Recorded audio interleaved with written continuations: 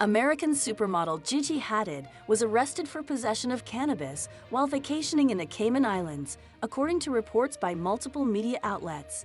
According to E! News, the 28-year-old supermodel was reportedly arrested at Owen Roberts International Airport on July 10 after arriving in the Cayman Islands with a friend via private plane.